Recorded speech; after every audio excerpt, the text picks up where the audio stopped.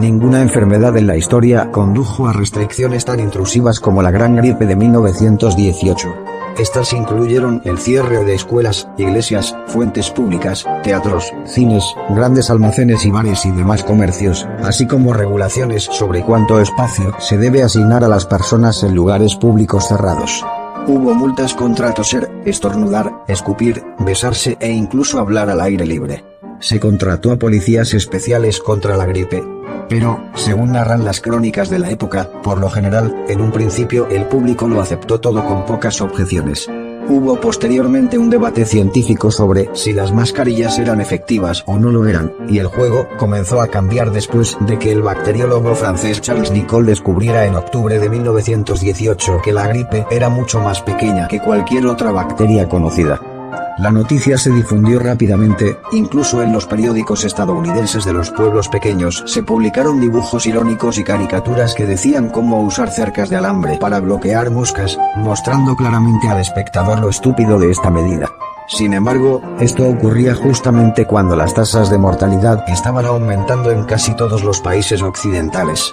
Por esta razón, a pesar del descubrimiento de Nicolle, varias autoridades comenzaron a hacer las máscaras obligatorias. San Francisco fue la primera ciudad importante de los Estados Unidos en hacerlo en octubre de 1918, y continuó durante un periodo de 3 meses. Numerosas fotografías sobreviven de grandes multitudes con máscaras en los meses posteriores al descubrimiento de Nicolle. Pero muchos comenzaron a desconfiar de las máscaras y las vieron como una violación de las libertades civiles.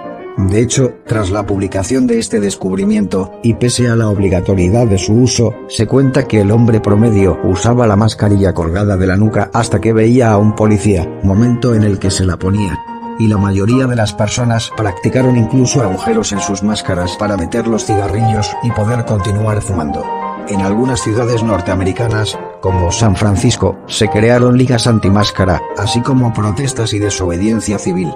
La gente se negaba a usar máscaras en público o se jactaba de usarlas incorrectamente.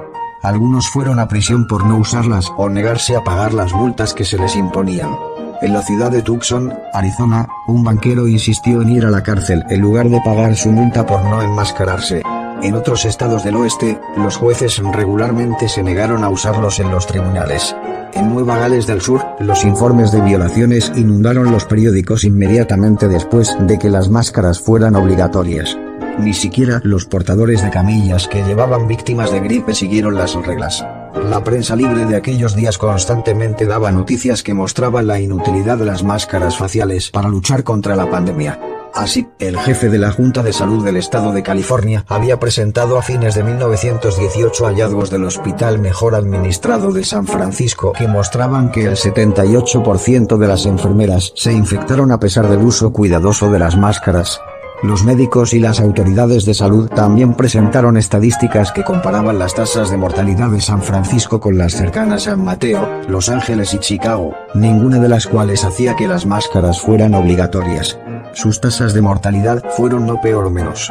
Hoy día se sabe, y así lo publicaron algunos diarios posteriores a esas fechas, que fue precisamente el uso obligado y continuado de máscaras faciales lo que produjo un mayor número de víctimas, debido a neumonías producidas por la ingesta forzada de aire viciado a consecuencia del uso prolongado de las mascarillas.